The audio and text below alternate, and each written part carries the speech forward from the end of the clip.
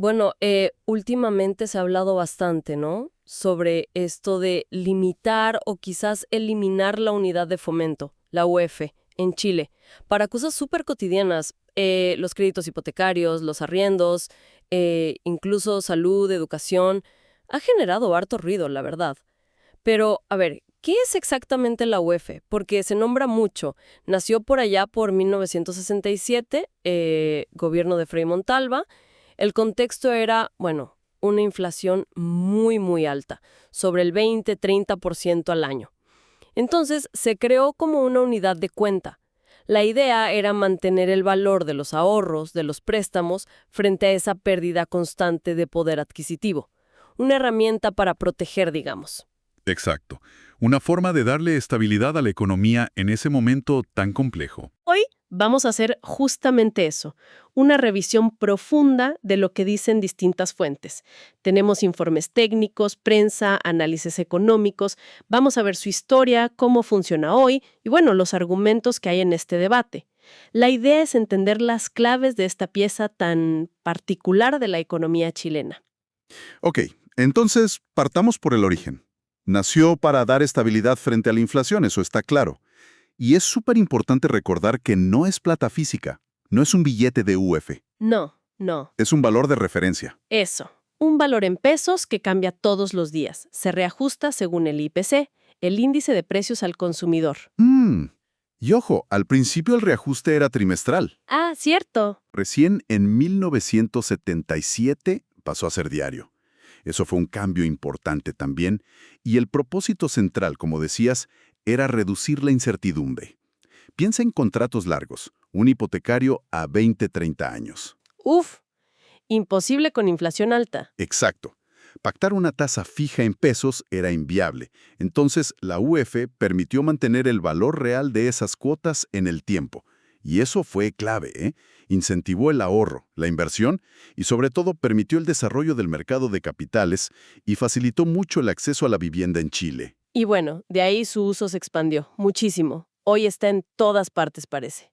Créditos de todo tipo, arriendos, los planes de ISAPRE, colegios, seguros. ¿Inversiones también? Claro, inversiones. Y hasta parte de la deuda del Estado está en UF. Sí. Y para que tengamos una idea de su peso hoy, mira, desde los años 2000, más o menos, el ahorro en UF y en pesos ha sido parecido. Pero, ¿qué pasa en momentos de crisis? Como con el COVID, por ejemplo. Ajá. Ahí la gente se refugió más en la UF. Llegó a ser como el 70% del ahorro total. La gente busca proteger el valor. Claro, tiene sentido. Y por el lado de la deuda, también es relevante. La deuda del gobierno central emitida en UF ha estado cerca del 30% últimamente. Invertir en cosas indexadas a la UF, como depósitos, fondos mutuos o el sector inmobiliario mismo, es una forma súper común de protegerse de la inflación. Y aquí llegamos al centro del debate actual, ¿no? Si la inflación, bueno, ha estado más controlada desde los 90, gracias en parte al Banco Central y sus metas. Una política monetaria más activa, sí. Exacto. Entonces la pregunta es, ¿sigue siendo tan necesaria la UFE como antes? ¿Tan indispensable? Quienes dicen que hay que eliminarla o limitarla tienen varios argumentos. Uno, esto de la inercia inflacionaria. O sea que la UFE, al reajustarse con la inflación pasada, como que la proyecta hacia el futuro. Mm, Es un punto técnico, pero relevante. Dos, que complica las cosas para la gente común, ¿no?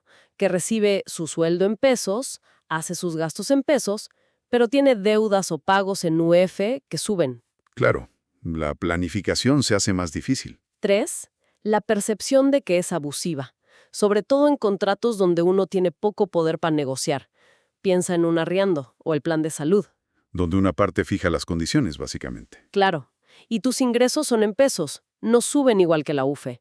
Ahí se siente fuerte la diferencia. El sueldo se ajusta una vez al año, con suerte, pero la UFE sube todos los meses. Sí, esa es una crítica recurrente. Y el cuarto punto es la asimetría, que protege súper bien al capital, digamos, a los acreedores, a los dueños de propiedades. A quienes prestan o invierten en UF. Exacto.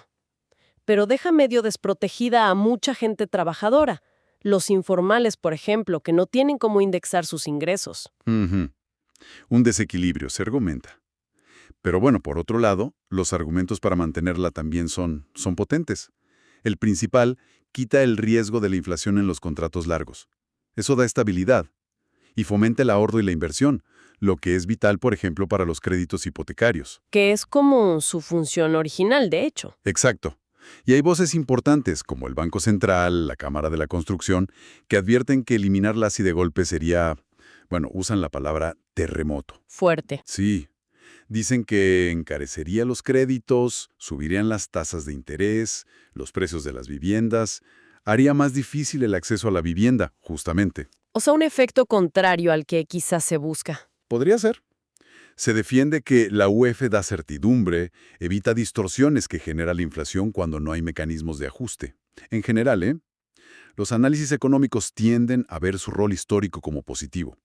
Quizás, si miramos todo el cuadro, el problema no es la UEF en sí misma, como concepto, Ajá. sino más bien dónde y cómo se usa hoy. Su aplicación tan extendida, sobre todo en contratos más cortos, o donde una de las partes, como decíamos, no tiene ingresos indexados.